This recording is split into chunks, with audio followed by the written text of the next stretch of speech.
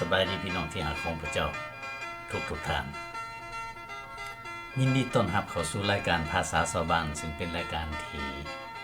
บอกเราข่าวดีพี่น้องที่หาของพระเจ้ามื้อนี้ก็เป็นวันเสาร์วันที่3เดือน5เลยเด้เดือนพฤษภาเดือน5ปี2025นี่ก็ขอบคุณสรรเสริญพระเจ้าที่พระเจ้ายังอวยพรพวกเฮาเนาะยังให้มีชีวิตอยู่แล้วก็มีโอกาสได้รับใช้มื้อนี้อากาศอยู่ทางนอร์ทแคโรไลนาแม่นฟ้าแจ้งจ้างปางเนาะอากาศก็ร้อนขึ้นมาทางพี่น้องเฮาเด้เป็นแนวใดบ่ว่าอยู่ใกล้และอยู่ไกลก็เป็นการดีในเมื่อได้มีโอกาสได้รู้จักข่าวของพี่น้องมื้อนี้สำหรับในตอนเช้ามื้อนี้ก่อนที่จะถามสบายดีผู้อื่นข้าพเจ้าเองก็อยากขอ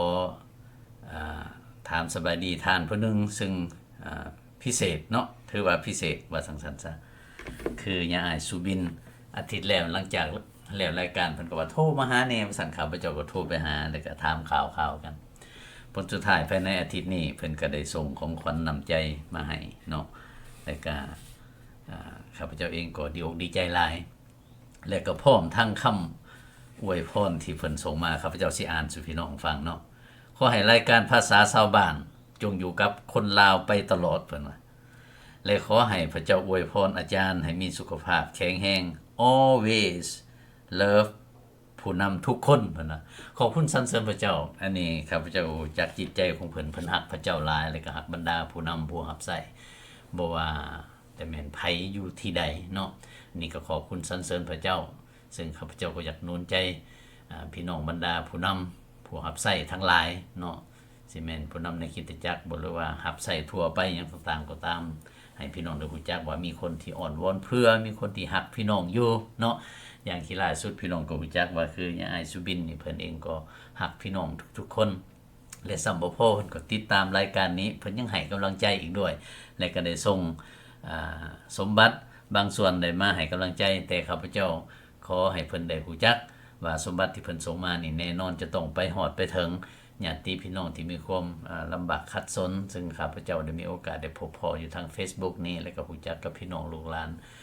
อยู่ทางบ้านเฮาที่ได้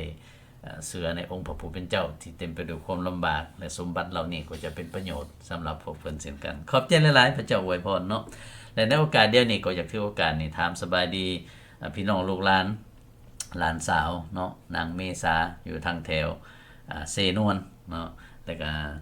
ถามถึงญาติพี่น้องในคริสตจักรโพไซใหญ่โพไซน้อยแถวสวรรณเขตเนาะนาแก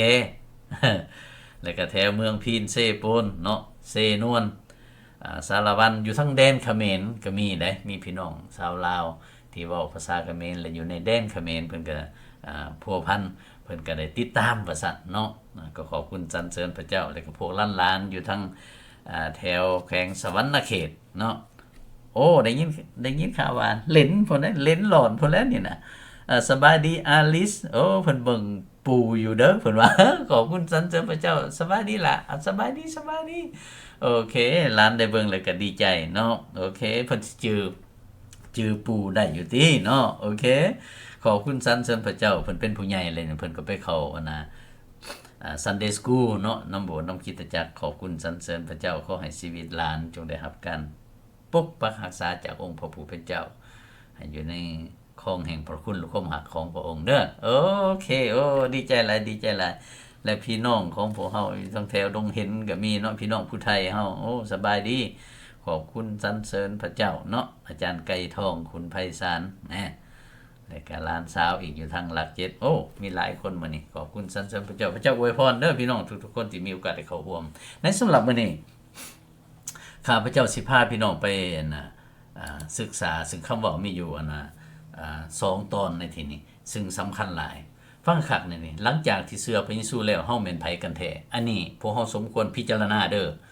หลายคนออกปากว่าเชื่อแล้วพระเยซูแต่ยังดำเนินชีวิตแบบเก่าอยู่แสดงว่าอันนั้นแม่นเชื่อแต่ปากแต่บ่แม่นจากใจบ่แม่นของแท้เด้เนาะถ้าว่าเชื่อแท้วางใจเชื่อแท้ในองค์พระเยซูคริสต์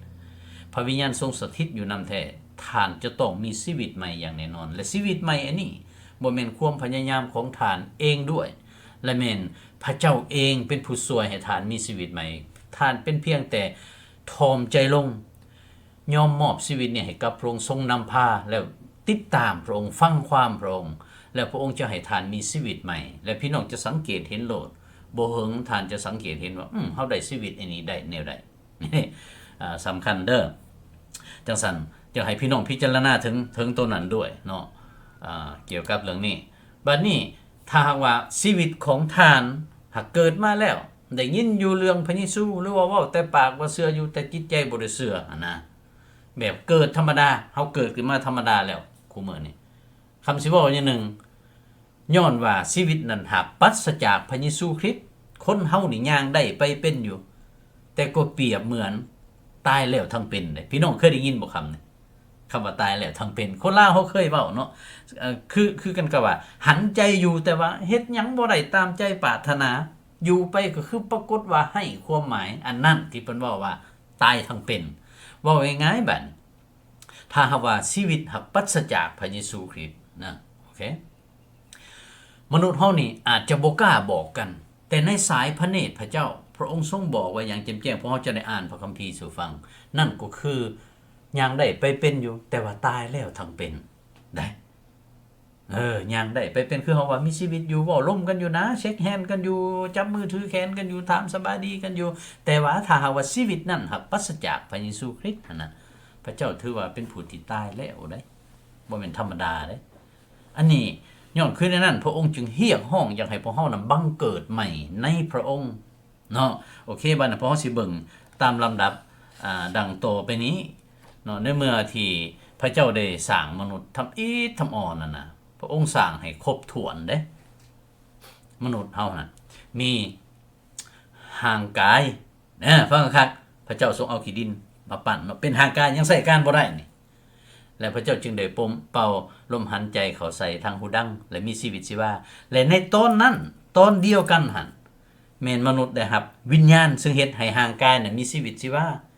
และในโอกาสเดียวกันหันยังมีจิตวิญญาณอีกซึ่งเฮ็ดให้วิญญาณของผู้เกี่ยวนั้นมีชีวิตชีวานั่นก็คือมนุษย์มีห่างกายวิญญาณและจิตวิญญาณซึ่งจิตวิญญาณนั่นแหละเฮ็ดให้มนุษย์หันมีโอกาสได้พัวพันกับพระเจ้าติดต่อกับพระเจ้าได้นี่เด้โอเคอันนั้นแม่นโดยอิงใส่อยู่ในพระธรรมของพระเจ้าคัมพี่น้องสังเกตเบิ่งอยู่ในรูปที่ได้เอาออกมาให้เบิ่งนี่เบิ่งเด้อพี่น้องสิสังเกตเวลาพระเจ้าสร้างมนุษย์โอเคเบิ่งนี่เบิ่งตัวทำอิฐตัวซ้ายสุดหั่นแม่นมนุษย์พุ่นน่ะมนุษย์ผู้เดียวมนุษย์ผู้หนึงคนผู้หนึงยกตัวอย่างคือข้าพเจ้านี่ก็แม่นอาจารย์อินทวาผู้หนึงแต่ในผู้หนึงนี้โดยอิงใส่ในพระธรรมคำสอนของพระเจ้าเพิ่นเลยใจแยกมาให้เห็นใจแยกออกมาให้ละเอียดให้ฮู้จักว่ามีหยังมีห่างกายคือพี่น้องเห็นนี่เห็นห่างกายแต่พี่น้องสิบ่เห็นวิญญาณและพี่น้องสิบ่เห็นจิตวิญญาณอันนี้จังซั่นคนที่ครบถ้วนนั่นแม่นมีทั้ง3นี่คนที่ครบถ้วนเด้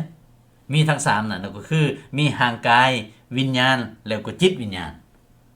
ตัววิญญาณก็คือเฮ็ดให้เฮามีชีวิตอยู่ในโลกนี้พัวพันกับมนุษย์ชาวโลกในทุกสิ่งที่พระเจ้าทรงสร้างมานี้อันที่ว่ามีจิตวิญญาณก็คือเฮ็ดให้เฮานั่นนะสามารถพัวพันกับพระเจ้าได้ติดต่อกับพระเจ้าได้บ่ได้ตัดขาดออกว่าจังซั่นซะโอเคเนาะในที่นี้เพิ่นบอกในปฐมกาลบทที่2ข้อที่7พระผู้เป็นเจ้าพระเจ้าทรงปั้นมนุษย์ด้วยดินแล้วเป่าลมหายใจเข้าทางดังมนุษย์จึงเป็นผู้มีชีวิตจิตใจอันนี้โอเคอันนี้แม่นละเอียดอันนี้แม่นคักเด้อมนุษย์ที่ครบถ้วนต้องมี3อย่างนี้มนุษย์ที่ครบถ้วนในสายพระเนตรพระเจ้าต้องมี3อย่างนี้โอเคเฮาต้องเจอไว้ห่างกายของมนุษย์มาจากดินแต่ชีวิตนั่นแม่นมาจากพระเจ้าพระเจ้าเลยเป็นห่วงชีวิตของเฮาหันเนาะโอเคบัดนี้ถ้าหากว่าปราศจากวิญญาณห่างกายนั่นก็ตายแล้วเพิ่นว่าเนาะมึงเด้อถ้าปราศจากวิญญาณห่างกายนี่ก็ตายแล้วตายจากมนุษย์ถูกตัดขาดออกจากมนุษย์ยกตัวอย่างว่าไงถ้าหากว่าวิญญาณหักออกจากข้าพเจ้าไปห่างกายนี่ใช้การบ่ได้เด้นี่เขาเจ้าเอิ้นว่าได้ซากศพเขาเจ้าว่าเนาะบ้านเฮาบ่ทันฮู้จักพระเจ้าเฮาก็เว้าไปอย่างอื่นแบบตายเป็นผีนี่เป็นเพิ่นว่า คนตายไปแล้วบ่ได้เป็นผีเด้ผีน่ะก็ต่างหากนี่พี่น้องที่หาของพระเจ้าอันนี้แม่นเพิ่นบอกแม่นคักหลายจังซั่นมนุษย์เฮานี่อย่าลืมเด้อเพิ่นบอกว่ามี3อย่างนำที่ครบเด้เป็นมนุษย์ที่ครบนั่นก็คือมีร่างกายวิญญาณแล้วก็จิตวิญญาณถ้าหากวิญญาณหักออกจากร่างกายนั่นก็ใช้การบ่ได้ถือว่าตายแล้วเพิ่นเอิ้นว่าเป็นซากศพโอเคบัดนี้เฮามาเบิ่งอีกที่ถ้าหากว่าบัดนี้ปราศจากจิตวิญญาณบัดมนุษย์นั่นก็ตายแล้วจากพระเจ้าถูกตัดขาดออกจากพระเจ้าว่ายังไงนี่แหละเพิ่นเอิ้นว่าตายทางเป็นย้อนคือในนั้นบัดนี้มนุษย์ของเฮาเกิดมาเนาะมนุษย์ของเฮาเกิดมาถ้าหากว่าปราศจากพระเยซูคริสต์บ่ยอมเชื่อพระเยซูและผู้นั้นถึงแม้ว่าย่างได้ไปเป็นเฮียนสูงหังมีเป็นดีหรือในใดก็อย่าเนาะในสายพระเนตรของพระเจ้าพระองค์เบิ่งว่าโอ้ยผู้นี้มันตายแล้วทางเป็นอย่างซั่นบัดนี้อยากให้พี่น้องพวกเฮาทั้งผู้เชื่อและผู้บ่เชื่อได้เข้าใจในเมื่อเฮาเห็นกันโอ้ยสงสารเด้ในเมื่อเราเฮาบ่เชื่อพระเยซูคริสต์เราอย่างได้ไปเป็นอยู่เป็นเพื่อนที่หักกันอยู่หักแพงช่วยเหลือกันอยู่หากแต่ว่าตายแล้วทั้งเป็นแบบนั้นได้อันความจริงเลยมันเป็นในนั้นเนาะอยากให้พี่น้องได้รู้จักนำกันเกี่ยวกับเรื่องนี้โอเคในเมื่อพระเจ้าหักสร้างมนุษย์ครบถ้วนเรียบร้อยแล้วอย่างต่างๆเนาะแล้วก็ครบสุดแล้วว่าทั้งนั้นซะแต่ฟังคักๆแบบในต่อมามีการผิดพลาดในหนึ่งที่เกิดขึ้นที่มนุษย์ได้กระทำฟังคักเด้อพระผู้เป็นเจ้าพระเจ้าได้ทรงสั่งมนุษย์ว่าบรรดาผลไม้ทุกอย่างในสวนนี้เจ้าได้กินได้ทั้งหมดเว้นไว้แต่ต้นไม้แห่งการฮู้ความดีหรือความชั่วเจ้าอย่ากินผลของต้นไม้นั้นเพราะว่าในวันใดที่เจ้าคืนกินเจ้าจะต้องตายเป็นแน่ฟังคักๆในที่นี้ลางคนไปเว้าไปทุที่ว่าพวกมนุษย์ทมิตรนั่นไปกินมักแอปเปิ้ลแล้วตายจากพระเจ้าเป็นการเฮ็ดบาปบ่แม่นแน่น่ะเฮาบ่จักว่าหมากหยังเฮาบ่จักว่าหมากหยังบ่จักว่าหมากแอปเปิ้ลบ่หมากแพร่หมากกระทันบ่หมากสีดาบ่เฮาบ่ฮู้แต่ฮู้จักแต่ว่าหมากไม้ชนิดนั้นแม่นพระองค์ทรงห้ามปรามซึ่งเป็นหมากไม้ที่เฮ็ดให้ฮู้ความดีหรือความชั่วพระเจ้าห้ามปรามมนุษย์บ่ให้กินมนุษย์ไปปิดกินอันที่ผิดนั่นบ่แม่นเรื่องที่ว่ากินนั่นซื่อๆเด้และแม่นเรื่องที่บ่ฟังความพระเจ้าย้อนบ่ฟังความจึงไปปิดกินนี่แม่นตัวเริ่มอยู่หม้องที่ว่าบ่ฟังความนี้เป็นการกระทำบาปตัวไปปิดกินน่ะเป็นการกระทำบาปแล้วอันย้อนบ่ฟังความนั้นเป็นแนวคิดที่หนุนให้ตนเองเป็นผู้ที่อยากเฮ็ดบาปแล้วนี่ฟังคักๆได้นี่อันนี้แม่นมนุษย์เบื้องต้นที่สุดเด้อที่ในเมื่อพระเจ้าสร้างมาให้มันครบเนาะครบห่างกายวิญญาณจิตวิญญาณในเมื่อบ่ฟังความพระเจ้าไปปิดกินแล้วตายจากพระเจ้านั่นก็คือยังเหลือแต่ห่างกายกับวิญญาณบัดนี้แต่จิตวิญญาณนั้นตายไปแล้วเพิ่นถือว่าตายจากพระเจ้าอันตายที่เพิ่นเว้าถึงในตอนนั้นและแม่นตายทางฝ่ายจิตวิญญาณแม่นตัดขาดเอาเลยจากพระเจ้าแต่ว่าพวกเพิ่นหั่นยังบ่ทันตายอยู่เพราะว่ายังมีห่างกายกับวิญญาณอยู่เนาะอยู่ในโลกยังพัวพันกับอยู่ในโลกนี้อยู่แต่พัวพันกับพระเจ้าบ่ได้อีกซะนะอันที่เพิ่นเว้าถึงในเวลานี้แต่ว่าย้อนความบาปอันนั้นได้เข้ามาเนาะแล้วห่างกายก็เริ่มสุดโทรมลงได้บัดทำอิฐที่สุดเขาเจ้าโอ้อยู่เฮิงนานได้900กว่าปีจังต่างๆพุ่น800 700 600แต่ว่ายังไปถึงความตายอยู่แสดงว่าเริ่มแต่เวลานั้นทางฝ่ายเนื้อกายนี้ก็เริ่มสุดโทรมลงโอเคเบิ่งอีกในพระคัมภีร์ข้อนี้โรมบทที่3ข้อที่23เพราะว่าหมดทุกคนได้เฮ็ดบาปเพิ่นว่าและขาดจากพระสง่าราศีของพระเจ้าแน่บาดนี้พวกเฮามนุษย์คู่มื้อนี้เกิดต่อกันมากับปู่สังกษาญาสังกสีที่ว่าเป็นคนผิดคนบาปพวกเฮาจึงกลายเป็นคนผิดคนบาปคือกันกับพวกเพิ่นและมันถูกแยกห่างออกจากพระเจ้าถูกตัดขาดออกจากพระเจ้าได้เนาะเพราะว่าย้อนความผิดอันนั้นฟังคักเด้อบัดเพราะเฮาก็สังเกตเบิ่งตัวเองก็ฮู้จักนะอยู่ในโรมบทที่5ข้อที่12พุ่นน่ะเหตุฉะนั้นดังที่ความบาปได้เข้ามาในโลกนี้โดยทางมนุษย์คนเดียวอย่างใดและความตายก็มาถึงมาทางความบาปอย่างนั้นเพิ่นว่าและความตายก็ได้ลามไปถึงมนุษย์ทุกคนเพราะว่ามนุษย์ทุกคนได้เฮ็ดบาปโอเคฟังคักๆในทีนี้ตราบใดที่พวกเฮายังเห็นมนุษย์พวกเฮาพากันตายอยู่แม่นพวกเฮาแม่นยังอยู่ภายใต้ความผิดความบาปเพราะว่าความบาปนั้น ได้นำเอาความตายน่ะมาสู่แล้วความตายมาถึงมนุษย์ทุกคนเป็นหยังเพราะว่าพระเจ้าถือว่าทุกคนน่ะได้กระทำบาปเพิ่นว่าได้เฮ็ดบาปและเป็นคนผิดคนบาปเนาะโอเคและความบาปนี่เฮาเกิดมามันมาอยู่กับเฮาแล้วเนาะอันความบาปที่เฮาเว้าถึงนี่ย้อนคือในนั้นมนุษย์จึงที่ว่าเฮ็ดบาปนี่จะแม่นง่ายที่สุดเลยนะบางคนนี่แม้แต่เป็นคริสเตียนบางครั้งก็ยังตัวกันอยู่ได้เนาะตัวเล็กตัวน้อยอยู่เพราะว่ามันยังอยู่ในห่างกายแห่งความบาปมันนี่ต้องเถื่อกับพลาดไปแต่ว่าพอเขายังมีโอกาสกลับคืนหาพระเจ้าได้ยังมีโอกาสได้กลับใจใหม่ได้สารภาพเนาะเพราะว่าในเมื่อเฮาได้บังเกิดใหม่นำพระองค์แล้วพระเจ้าก็ทรงให้อภัยหันคืนหาองค์พระผู้เป็นเจ้ามีความสามัคคีธรรมกับพระองค์คืนใหม่อีกอย่างต่างๆบ่ได้หมายความว่าบังเกิดใหม่เด้แต่กลับคืนมีความสัมพันธ์ใหม่กับพระองค์ว่าจังซั่นซะในเมื่อเฮ็ดผิดเฮ็ดหยังแล้วก็แยกห่างจากพระองค์เด้แล้วพระองค์ก็อยากให้พวกเฮาได้มีการสัมพันธ์สามัคคีธรรมกับพระองค์พร้อมกับสารภาพในความผิดความบาปนั้นแล้วก็ขน้อยสิลาบสิจื้อและบ่เฮ็ดอีกแล้วอย่างต่างๆในลักษณะแบบนั้นถ้าว่าบ่เชื่อพระเจ้านี่ก็ปกปิดไปเลยแหละปกปิดความบาปไปเลยนึกว่าไปก็บ่ดอกแล้วไปอย่างต่างๆในลักษณะแบบนั้นแต่ว่าองค์พระผู้เป็นเจ้าทรงฮู้พี่น้องที่หาของพระเจ้าอันนี้แหละแม่นสำคัญหลายเนาะโอเคต่อจากนั้นมาทุกคนที่เกิดมาในโลกนี้เพิ่นว่าก็เกิดต่อจากมนุษย์แห่งความบาปจึงกลายเป็นคนบาปคือกันกับพวกคนทั้งที่เฮามีร่างกายมีวิญญาณอยู่นํแต่ว่าทางฝ่ายวิญญาณนั่นฟังคักได้ห่างเหินออกจากพระเจ้าย้อนว่าจิตวิญญาณของเฮาได้ตายไปแล้ววิญญาณน่ะพระเจ้าเบิ่งว่าโอ้ยมาหาเฮาบ่ได้แล้วเพราะว่าขาดจิตวิญญาณเด้แน่ย้อนคือในนั้นพระธรรมคัมภีร์เพิ่นจังบอกไว้ในนี้เพิ่นพระธรรมต้นนี่แม่นเพิ่นเขียนไปหาพี่น้องชาวคริสเตียนที่เชื่อฟังคักเด้อและพวกทานที่ได้ตายไปแล้วในการล่วงละเมิดและในความบาปของพวกทานตั้งแต่ก่อนนะพวกเฮาได้ตายจากพระองค์ได้แต่ว่าพวกเฮาได้คืนมีชีวิตกับพระองค์โดยทางความเชื่อในองค์พระเยซูคริสต์ ตั้งแต่กี้เฮาเป็นคนที่ว่าตายทั้งเป็นเด้อตายทั้งเป็นได้ตั้งแต่กี้ได้โอเคน่ะเพิ่นเว้าเกี่ยวกับในที่นี้และแม่นอยากให้พี่น้องรู้จักว่าพวกเฮาแต่กี้แม่นตายทั้งเป็นบาดนี้และแม่นในเมื่อมีพระเยซูคริสต์แล้วโอ้มีชีวิตครบถ้วนแล้วบาดนี้ในสายพระเนตรพระเจ้าก็ว่าโอ้พัวพันกันได้ติดต่อกันได้เพราะว่าได้เป็นลูกของพระองค์นี่มนุษย์เฮานี่เห็นกัน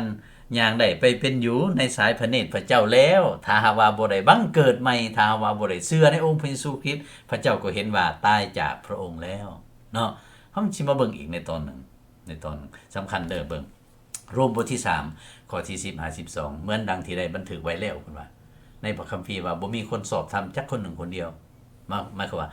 บ่มีคนที่ว่าเฮ็ดดีหมดคุแนวจักคนหนึ่งคนเดียวเพราะว่าแต่ละคนมีการผิดพลาดในชีวิตมีการได้กระทำบาปในชีวิตนี่ที่เพิ่นเว้าถึงแสดงว่าเพิ่นเว้าว่าหมดทุกคนเป็นคนบาปเพิ่นว่าบ่มีจักคนเลยเพิ่นว่าที่เป็นคนสอบธรรมบ่มีจักคนที่เข้าใจบ่มีจักคนที่แสวงหาพระเจ้านี่เด้ฟังคักๆในที่นี้ทั้งที่จิตสำนึกของมนุษย์อยู่ในวิญญาณของมนุษย์นะพระเจ้าฝังไว้แล้วเพราะว่าชีวิตนั้นมันมาจากพระเจ้าเด้พระเจ้าเอาให้เด้ฝังไว้แล้วว่าต้องมีพระเจ้าต้องมีพระผู้โปรดต้องมีพระผู้สร้างในจิตสำนึกของมนุษย์นะ conscience ภาษาอังกฤษว่าฮู้จักว่ามีผู้สูงสุดย้อนคือในนั้นบาดนี้มนุษย์ผู้ที่บ่ฮู้จักพระเจ้าเทื่อนั้นก็ยังแสวงหาได้ก็ยังแสวงหาบางคนก็เฮ็ดบุญทำทานซอกหาเชื่อศาสนาเนาะผู้บ่พบอันใดก็แม่นเชื่อผีเชื่อสางเชื่อว่าผีพ่อผีแม่ผีเชื่อยังสัมมปินะไว้ต้นนั่นไว้ต้นนี้เพราะว่าคิดว่ามีผู้ที่สูงสุดอยู่แต่ว่าความเข้าใจเนี่ยบ่ถึงพุ่นก็เลยคือเห็นแต่ว่าสิ่งศักดิ์สิทธิ์เห็นบ่บ้านเฮาจะว่าขอให้สิ่งศักดิ์สิทธิ์บ่มีผู้ศักดิ์สิทธิ์เด้มีแต่สิ่งศักดิ์สิทธิ์เนี่ยมีแต่สิ่งต่างๆอยู่ในโลกนี้เท่านั้นอันนี้แม่นก่อนเชื่อพระเจ้าและในคิดของเฮาแล้วแม่นนั้นฮอดถึงแต่ว่าสิ่งศักดิ์สิทธิ์แต่ว่าบ่ฮอดผู้ศักดิ์สิทธิ์บ่ฮู้จักผู้ศักดิ์สิทธิ์ เนาะจังซั่นในพระธรรมตัวนี้เพิ่นจึงบอกว่าบ่มีผู้ใดแสวงหาพระเจ้าเขาปรารถนาอยากฮู้จักอยากไปหาพระองค์อยู่แต่บ่มีผู้ใดแสวงหาพระเจ้าองค์เที่ยงแท้จึงบ่ได้พบพระองค์หมดทุกคนได้หันหน้าหนีจากพระเจ้าเพิ่นว่าพวกเขาได้กลายเป็นคนที่ให้คุณค่าบ่มีจักคนที่เฮ็ดดีและบ่มีจักคนเลยเพิ่นว่าว้าวบ่แม่นของธรรมดาเด้นี่พระเจ้าบอกว่าถ้าเฮาปราศจากพระองค์นะมนุษย์จะพยายามเฮ็ดดีปานใดก็อย่ายังมีการขาดทุกข์ปกพร่องยังมีการเปื้อเปื้อนอยู่และผู้ที่จะสำลักให้เป็นผู้ที่สะอาดเรียบร้อยได้บริสุทธิ์ได้มีแต่ผู้เดียวคือองค์พระเยซูคริสต์ย้อนคือในนั้นพระเจ้าจึงปรารถนาอยากให้พวกเฮานี่ได้รับความบริสุทธิ์อันนั้นในพระองค์จึงอยากให้พวกเฮานี่มาพึ่งพระองค์มาเชื่อในพระองค์ตัวนี้มันสำคัญที่สุดพี่น้องเอ้ยโอเคบ่แม่นธรรมดาจังซั่นพวกเฮาแต่ละคนให้เบิ่งพิจารณาในตนเองบางคนบอกว่าเขาบ่ได้บาปเด้เขาบ่ได้ตัวต้มบ่ได้ฆ่าพ่อตีแม่บ่ได้ลักหยังต่างๆเจ้าอาจจะบ่เห็นในสิ่งที่เจ้าได้เฮ็ดไปแต่ว่าเนื้อแท้หั่นน่ะเพิ่นบ่ได้เว้าเกี่ยวกับเรื่องการกระทำของเจ้าแต่เพิ่นเว้าว่าเจ้าหันเกิดมาภายใต้ความผิดความบาปเป็นคนผิดคนบาปอยู่แล้วแน่นอนถึงว่าเจ้าบ่เห็นในเวลานี้หรือว่าผู้อื่นบ่เห็นในเวลานี้แต่ว่าในชีวิตของเจ้าอาจจะมีครั้งหนึ่งในชีวิตที่เจ้าได้เฮ็ดผิดพลาดไปได้เฮ็ดบาปไปสิแม่นน้อยหรือใหญ่ก็อย่าตัวเล็กตัวน้อยอย่างต่างๆก็ตามพระเจ้าถือเบิดมีเบิดอันนั้นเป็นผลของความบาปที่มีอยู่ในเจ้านี่ได้ที่เพิ่นเว้าถึงเนาะจังว่าอยากหนุนใจพี่น้องให้พิจารณาเด้ออย่าสุไปปฏิเสธความจริงอันนี้พวกเฮาเป็นคนผิดคนบาปทั้งนั้นอยู่ในโลกนี้และที่เฮาจะได้เป็นผู้ที่ดีอยู่ในสายพระเนตรของพระเจ้าได้เป็นผู้สะอาดจะต้องได้รับการสำราล้างและผู้ที่จะสำราล้างได้นั่นก็คือองค์พระเยซูคริสต์พระโลหิตอันประเสริฐของพระองค์เท่านั้นที่จะเฮ็ดให้พวกเฮาเป็นผู้บริสุทธิ์อยู่ในสายตาของพระเจ้าได้อันนี้เด้ที่เพิ่นเว้าถึงเนาะโอเคเฮาสิมาเบิ่งย้อนขึ้นนั้นอยู่ในพระคัมภีร์โยฮันบทที่10ข้อที่10เพิ่นจึงบอกว่าเฮามาพระเยซูเพื่อพวกเขาจะได้ชีวิตและจะได้อย่างครบบริบูรณ์นะโอเคในเมื่อมนุษย์เขาเกิดมามีห่างกายมีวิญญาณมีห่างกายมีวิญญาณยังบ่เต็มห่างกายวิญญาณห่างกายวิญญาณยังบ่เต็มพระเยซูบอกว่าพวกเจ้าจะต้องบังเกิดใหม่จะต้องมีชีวิตจิตวิญญาณจะต้องเกิดใหม่เพื่อจะได้มีห่างกายวิญญาณและจิตวิญญาณห่างกายวิญญาณและจิตวิญญาณตัวนั้นจำเป็นว่าเป็นคนที่ครบเต็มได้อยู่ในสายพระเนตรพระเจ้าเนาะโอเคแล้วชีวิตอันนี้แม่นพวกเฮาได้ในคู่มือนี้ในเมื่อเชื่อแล้วพระเจ้าตีกาประทับให้เจ้าได้อันนี้แล้วโอเคแล้วบ่จะเป็นท่าจนฮอดว่าเฮาตายแล้วเฮาจังได้ชีวิตตลอดไปเป็นนิจบ่แม่นแน่นั้นเด้เชื่อในเวลานี่แม่นได้รับชีวิตอันตลอดไปเป็นนิจเพราะว่าเจ้าได้บังเกิดใหม่ทั้งฝ่ายจิตวิญญาณแล้วเด้เจ้าสามารถติดต่อพัวพันกับพระเจ้าได้เลยได้อันเบิ่งนี่และนี่แหละเพราะว่าคือพยานหลักฐานนั้นคือว่าพระเจ้าได้ประทานชีวิตอันตลอดไปเป็นนิจให้พวกเฮาผู้ที่เชื่อโอเคและชีวิตอันตลอดไปเป็นนิจนี่มีอยู่ในพระบุตรของพระองค์คือพระเยซูคริสต์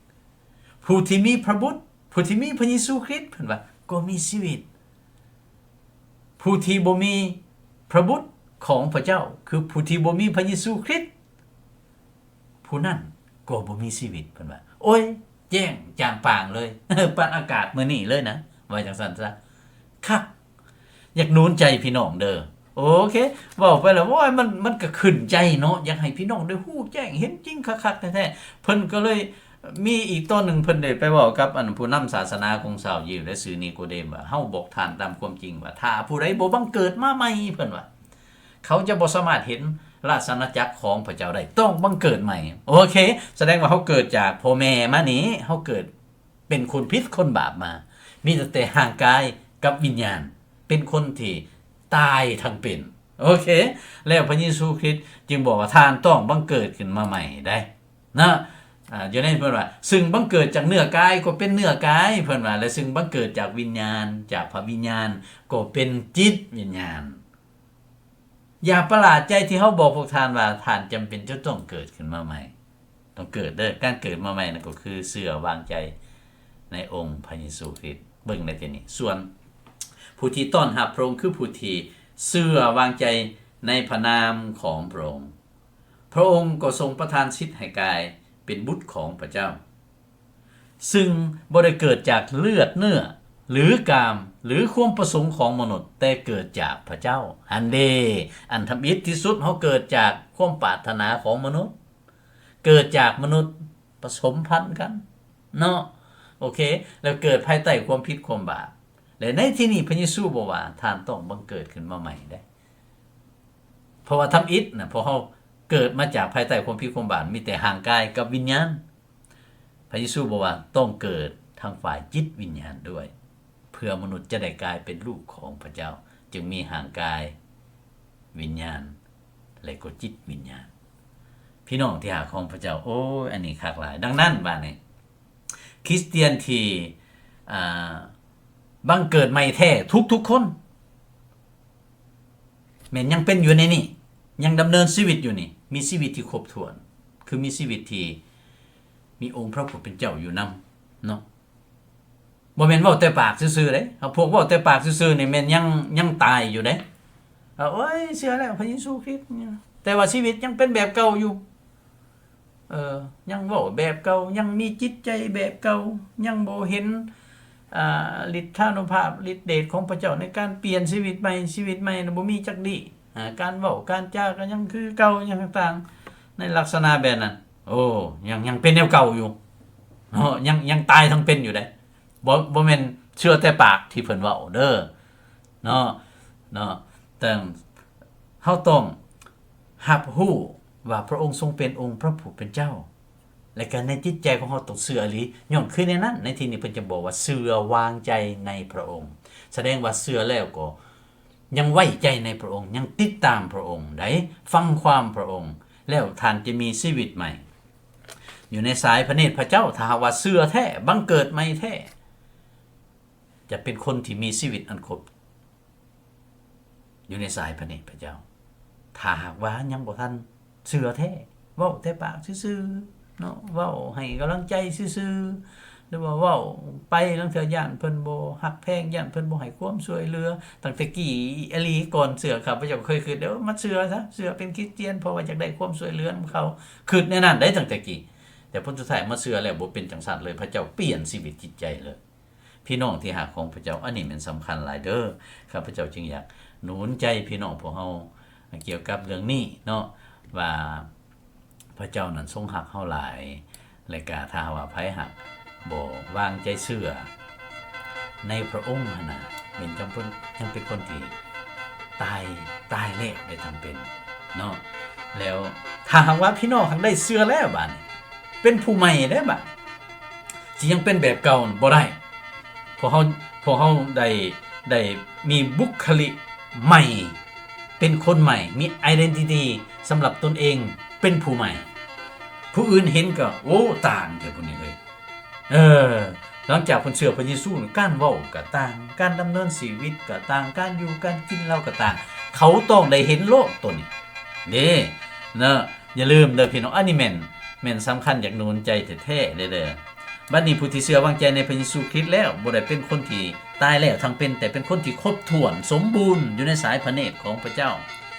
ท่านมีชีวิตกับพระเจ้าและเป็นลูกของพระเจ้าแล้วพี่น้องเคยได้ยินบอกคำที่ว่าในพระคัมภีร์เพิ่นบอกเรื่อยๆพระคริสต์อยู่ในเจ้าเนาะหรือว่าพระคริสต์อยู่ในพวกเฮาอยู่ในพระคริสต์นี่พระวิญญาณทรงสถิตอยู่นำอย่างต่างๆในลักษณะแบบนั้นอันนั้นแม่นเฮาได้บังเกิดใหม่แท้จังซั่นในสำหรับมื้อนี้เอาสำนี้เนาะในสุดหน้าครับพระเจ้าจะได้เอาตารางมาให้พี่น้องเบิ่งเพื่อเข้าใจอีกเกี่ยวกับเรื่องที่พวกเฮาได้บรรยายเกี่ยวกับแล้วตายแล้วทั้งเป็นบังเกิดใหม่แล้วได้อย่างต่างๆแต่อย่าลืมไผก็ตามที่ได้วางใจเชื่อในองค์พระเยซูคริสต์แล้วจากใจจริงจะมีชีวิตใหม่นั่นก็คือผลแห่งความเชื่อถ้าว่าบ่มีผลอันดีเกิดขึ้นแสดงว่าความเชื่อนั้นยังบ่ทันเป็นความจริงเถื่อโอเคให้สังเกตและพิสูจน์อยู่ในชีวิตตนเองเนาะพระเจ้าทรงเห็นตามพระสัญญาของพระองค์ได้แม่นอยากให้พวกเฮานั้นแม่นมีชีวิตใหม่แท้เจริญเติบโตนำพระองค์แท้และก็อยากให้เป็นคนที่มีความหวังในพระองค์แท้โอเคขอให้พระเจ้าคุ้มครองและก็ปกป้องรักษาอยู่ในพระคุณและความหักของพระองค์และก็ขอให้พระเจ้าได้ทรงอวยพรให้เราได้พบกันอีกตามน้ำพระทัยพระองค์เอเมนสบายดี